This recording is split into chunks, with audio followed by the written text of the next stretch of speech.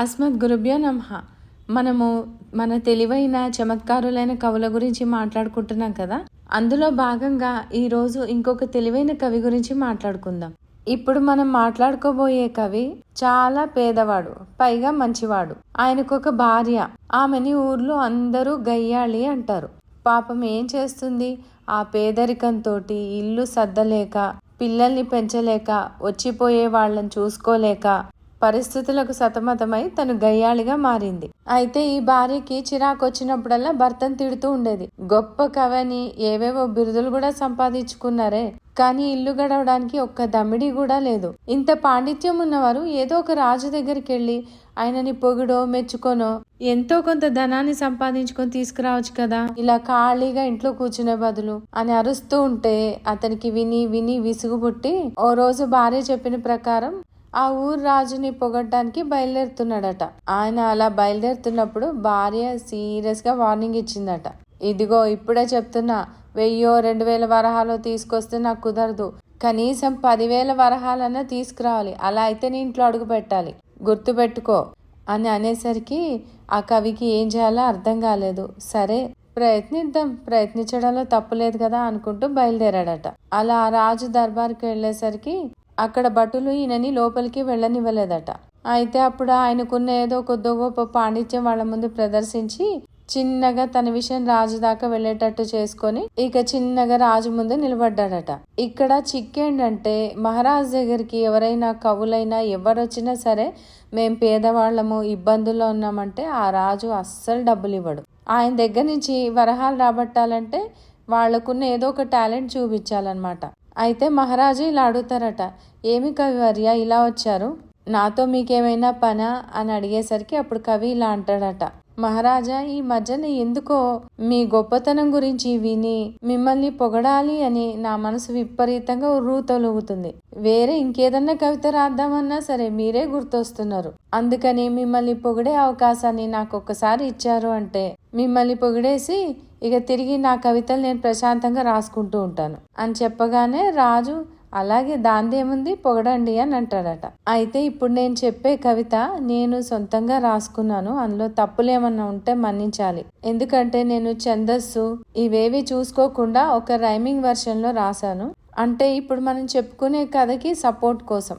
అప్పుడు ఆ కవి ఇలా మొదలు పెట్టాడట, రణనాద మధ్యమున వెలుగు మెరసి జయకేతనమై విరాజిల్లెను, రాజు జయకీర్తి ప్రభగా భాసించి దిశలన్నీ వెలుగు పంచెను, గోవర్ధనధర కృష్ణుని చిటికెన వేళ్ల వెలుగే నీవై దర్శించెను, యుగ యుగాంతముల వరకు నీ విజయవేలు చిరనిలిచెను అని చెప్పాడట.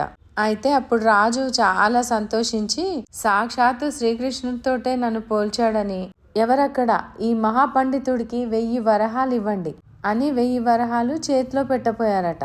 అప్పుడు ఈ పండితుడికి భార్య మాటలు గుర్తొచ్చాయట.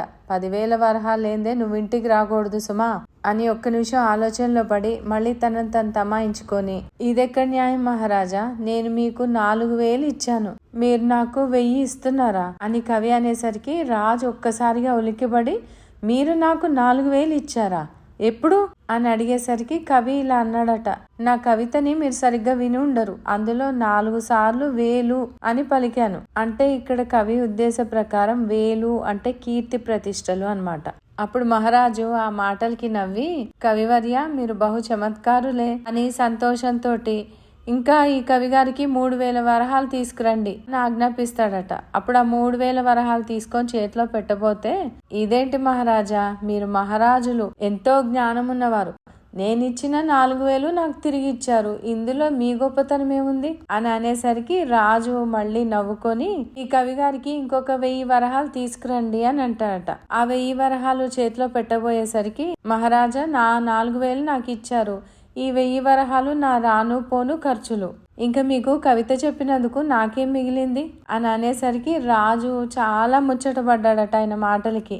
సరే ఇదిగోండి ఇంకో 1000 వరహాలని 6,000 చేతిలో పెట్టారట. పెట్టేసరికి అప్పుడు కవి ఇలా అన్నట, మహారాజా మేము 6,000 నియోగులం, అంటే మాకు 6,000 ఇచ్చి మమ్మల్ని ఆక్షేపిస్తున్నారా అని అనేసరికి అప్పుడు మహారాజు, ఈయన నిజంగా కవేనా లేకపోతే నన్ను పాతాళానికి తొక్కడానికి వచ్చిన వామనుడా అని అనుకొని సరే ఇదిగోండి ఇంకొక 1000 వరహాలు కలిపి ఇగో 7000 వరహాలు అని అనేసరికి అప్పుడు కవి ఇలా అన్నాడట, మహారాజా మీకు తెలియంది కాదు, 7 సంఖ్య అస్సలు మంచిది కాదు. అలా 7 ఇచ్చిపుచ్చుకుంటే మన మధ్య రుణానుబంధం పోయి వైరం వస్తుందట. ఇది మీకు తెలియంది కాదు కదా అని అనేసరికి మహారాజు వాటికి ఇంకో 1000 వరహాలు కలిపి, కవివర్య ఈ 8000 వరహాలు తీసుకొని మీరు సంతోషిస్తే అదే నాకు 10,000 అని అనేసరికి కవి వెంటనే, మహారాజా మీరు నాకు 8000 వరహాలు ఇచ్చి అదే 10,000 అంటున్నారు. మహారాజులు మీరు అబద్ధాలు ఆడకూడదు, మాట తప్పకూడదు అని అనేసరికి మహారాజు వెంటనే వాటికి ఇంకో 2000 వరహాలు కలిపి,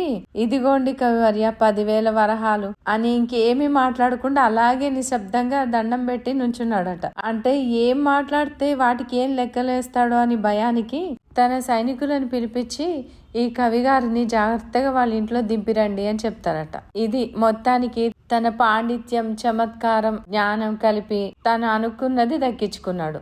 రేపు ఇంకొక చమత్కారమైన చిన్న కథతో మీ ముందుకు వస్తాను. ధన్యవాదాలు.